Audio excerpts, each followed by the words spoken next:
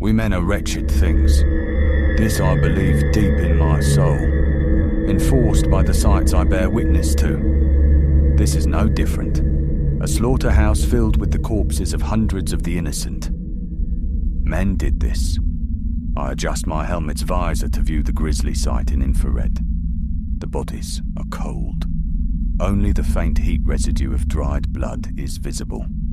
I walk into the hangar bay, my armoured boots echoing in the thin atmosphere.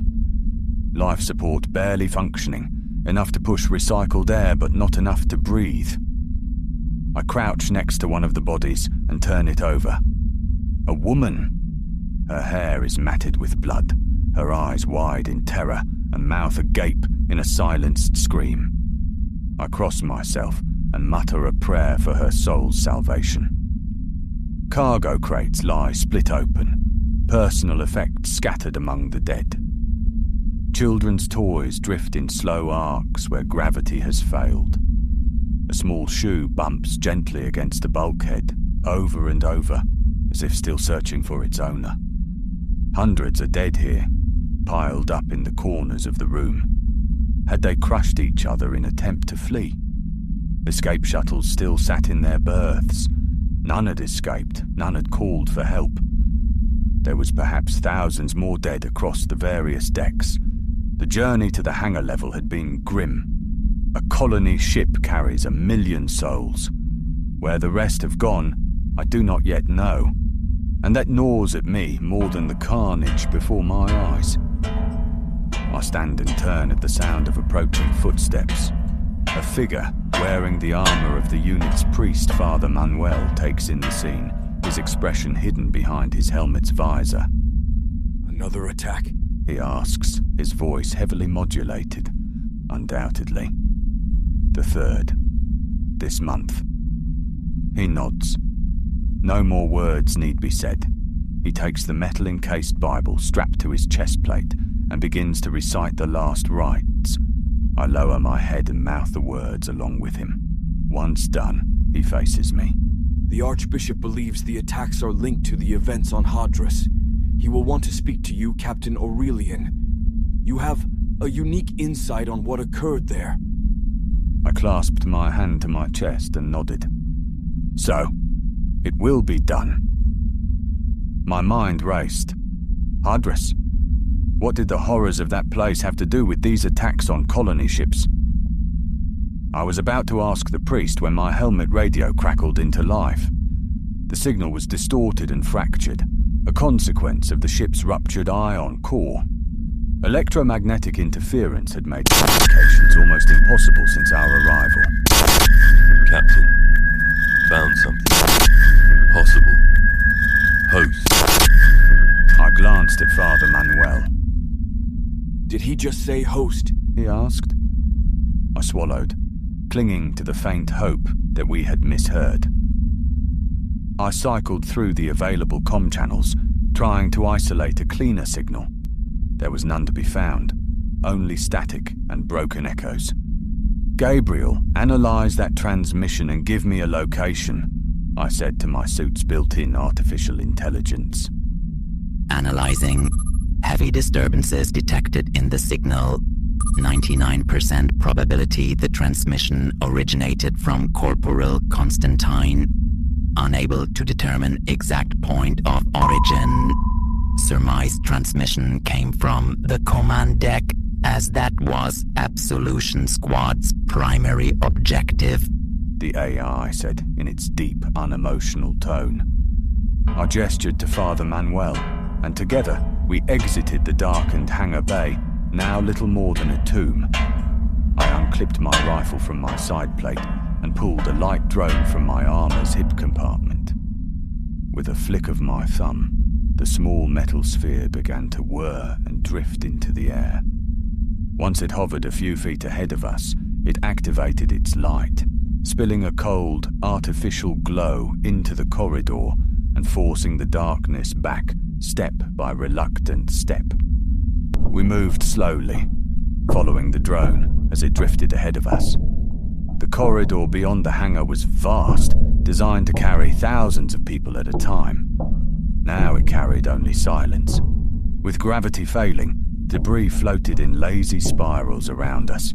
Discarded bags, torn insulation, scraps of clothing.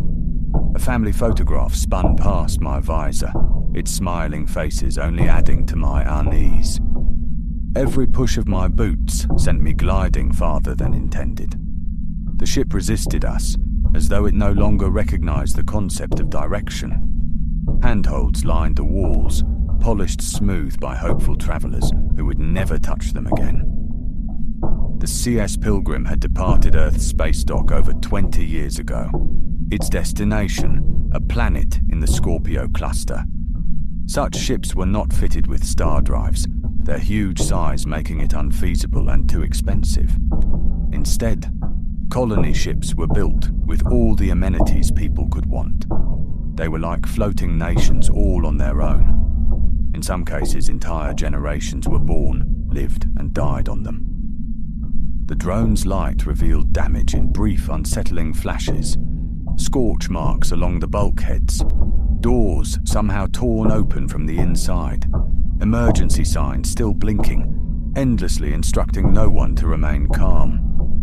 Somewhere deep within the ship, something metallic creaked. A slow, mournful sound like a giant shifting in its sleep. We passed a communal atrium.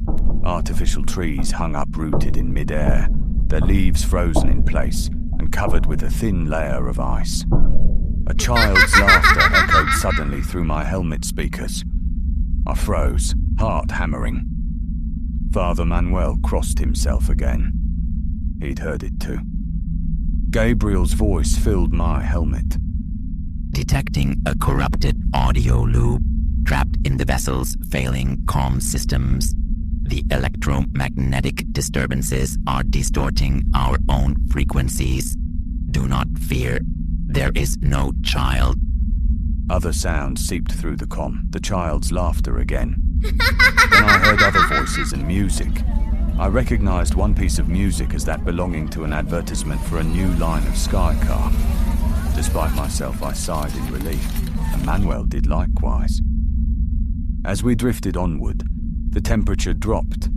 Frost webbed across the walls where atmosphere had leaked away. The ship felt colder, not just in temperature, but in intent, as if it were watching us, as if it remembered what had been done to it. Near the elevator shaft, the bodies returned. Fewer this time, but arranged strangely, clustered around the sealed lift doors. Some floated, limbs extended as though reaching for salvation that never came. Others were wedged into corners, their faces turned inward, as though looking away and hiding from something I did not want to imagine. The drone's light faltered as we reached the elevators, flickering just long enough to cast our shadows impossibly tall along the walls. For a moment, it looked as though we were not alone. I tensed. Then the light steadied. The elevator controls loomed before us, dark and lifeless, leading deeper into the ship. The power is out in this section, Father Manuel remarked. I walked over to the controls and crouched in front of them. I grabbed the relay box and ripped it off to reveal a network of wiring. I reached into the pouch on my side plate and took out a small metallic disc and attached it to the box. A faint whirring emanated from the disc. Link made, Gabriel confirmed. The AI was now in control of the disc, which now sprouted 6 thin metallic legs. 2 elongated pincers emerged from the top, and the AI set about repairing the box. So, Captain, Manuel said into the silence, do you have an analysis as to what could have done this? A ship this size would be a formidable target for pirates, would it not? No pirates did this.